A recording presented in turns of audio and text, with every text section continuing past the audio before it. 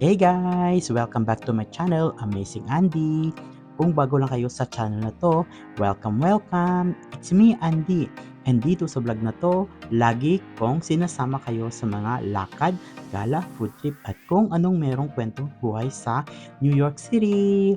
Kung mahilig ka rin sa mga lakwatsa, pagkain at good vibes, don't forget to like, share, and subscribe.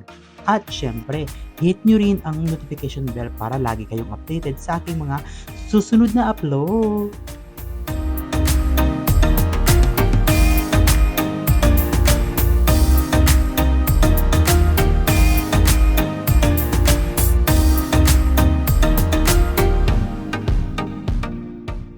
Ready na ba kayo guys? So, let's go! Samahan niyo ako dahil today naisipan kong maglakad-lakad at mag-explore sa isang street fair dito mismo sa NYC. Para siyang mini festival sa kalsada. Ang daming pagkain, stalls, performers, at syempre, tao! So tara, lakad-lakad tayo at tingnan natin kung ano ang meron dito.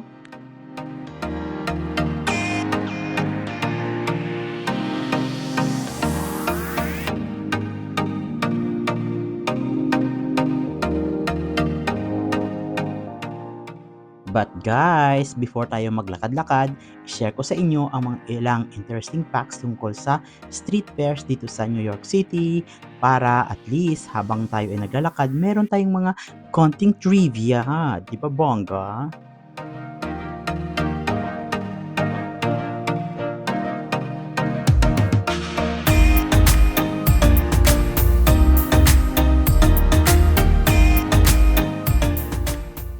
Alam nyo ba na halos every weekend sa New York, lalo na kapag spring, fall, or summer, may street fair? Parang tradisyon na talaga siya dito. Ang vibe para siyang fiesta sa atin sa Pinas. Pero ang version ng New York, syempre mas diverse at mas international ang dating.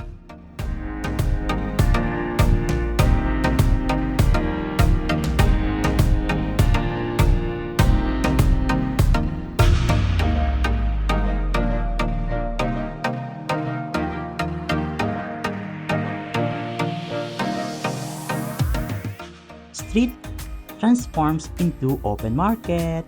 Yung mga normally traffic-heavy na avenues biglang nagiging pedestrian-friendly open market. Nakakatuwa kasi makikita mo yung mga tao na naglalakad sa gitna ng kasada na dating puno ng sasakyan. Instant festival ground.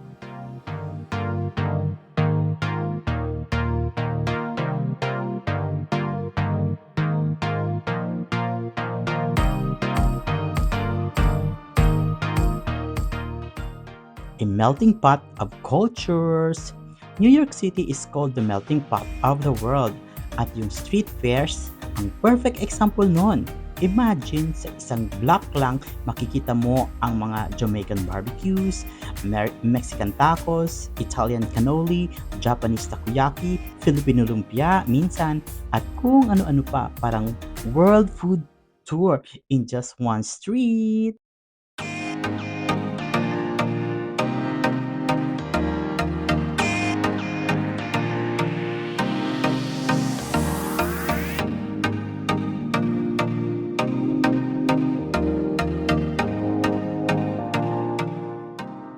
Locally businesses shines here.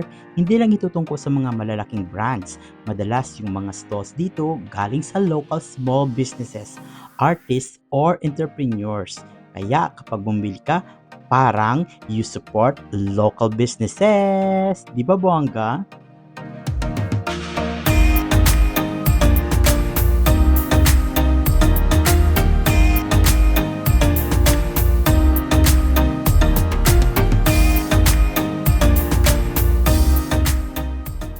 Seasonal favorites show up. Kapag summer, madalas may mga fresh lemonade stands, ice cream trucks, at mga shaved ice stalls. Pag fall naman, may mga pumpkin spice treats, roasted nuts, at mainit na cider. Nakakatuwa kasi nag-a-adjust din kung ano ang meron dito sa panahon.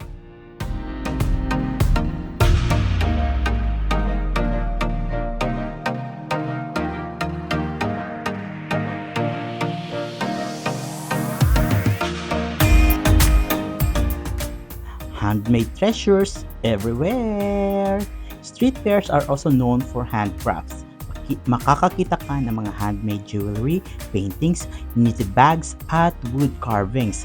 Perfect kung gusto mong mag one-of-a-kind souvenir na pangregalo na hindi mabibili sa mga mall.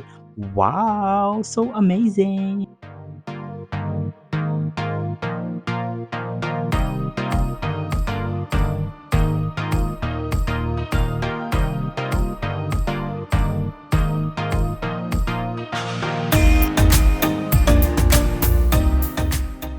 This fair also attract tourists and locals alike. Hindi lang turista ang mahilig dito, pati mga locals, especially ang mga families, couples at mga barkada. Kasi bukod sa pagkain at shopping, bonding time din nila ito. Para sa mga taga New York, maraming parang mini reunion or community day ang vibe. Wow!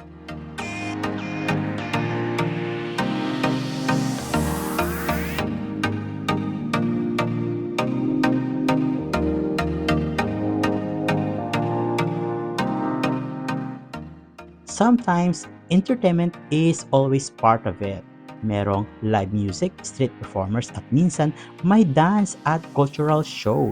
So habang naglalakad ka, bigla ka na lang makarinig ng mga banda na tumutug ng mga music o di kaya mga performers sa gitna ng daan para kang nasa open air concert habang nagsa-shopping.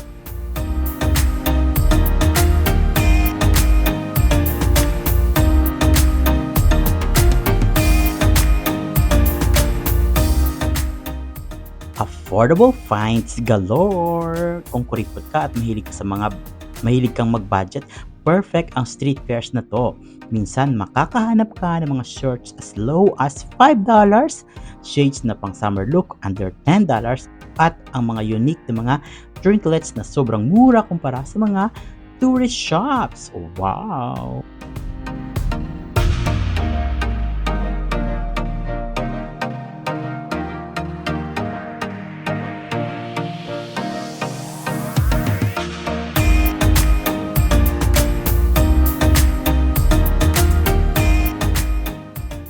Ang street fair na to ay New York's pastime. Attending the street fair is a big pastime ng mga taga NYC. Kahit gaano ka kabisi ang city, may mga ganitong mga moments na nagiging light, colorful at masaya. And one of those simple joys na nagpapakita ng ibang side ng New York, hindi lang sa mga skyscrapers o rush hour kundi sa community, culture, and connection.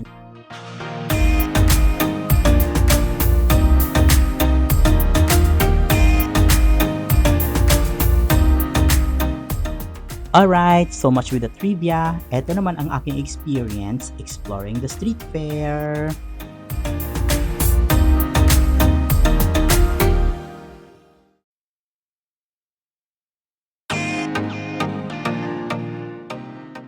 Alright, mga ka-amazing, simulan na natin ang ating paglakad-lakad.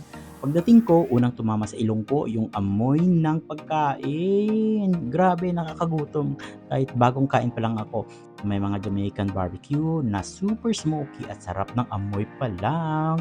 May mga American tacos din, toppings at salsa. Tapos may mga empanadas na golden brown at crispy sa labas, pero juicy sa loob. Alam nyo ba guys, hindi lang yun. May mga Thai noodles din minsan dito at mga bubble tea. At of course, American hot dogs na laging hindi nawawala. At halo-halo pang mga Asian street snacks. Literal na pang world tour sa pagkain sa isang block pa lang. Wow!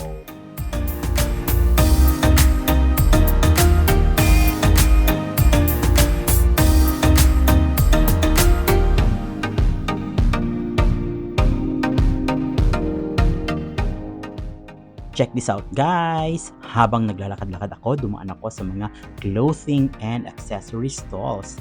May mga cups na pwedeng pang street style, t-shirt na may NYC prints, at shades na sobrang astig. Parang instant wardrobe upgrade kung gusto mong maging New Yorker ang look. Wow, bongga!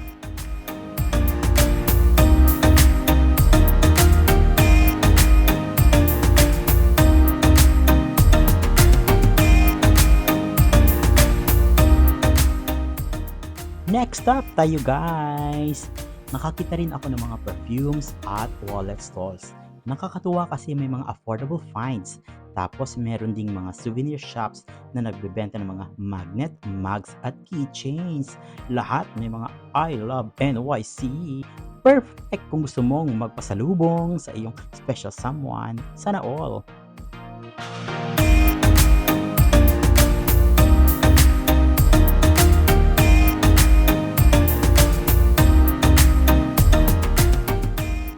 Guys, check this out. Pero ang pinaka nakakaaliw yung handcraft giveaways. May mga handmade jewelries, knitted items, wooden carvings, at mga unique art pieces. Nakakatuwa kasi kada stall may kwento. Came across around the world. Yung iba galing South America, tapos meron ding African-inspired craft. Sobrang diverse ng vibe.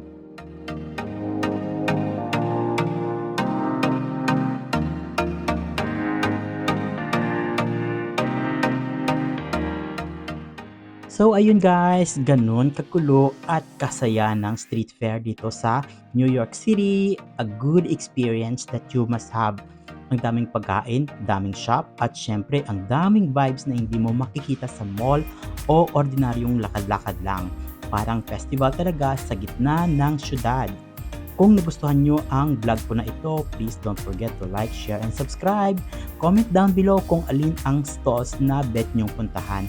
Yung food ba o yung souvenirs o baka yung may mga handcrafts. Kung gusto niyo marinig ang thoughts nyo, please comment down below.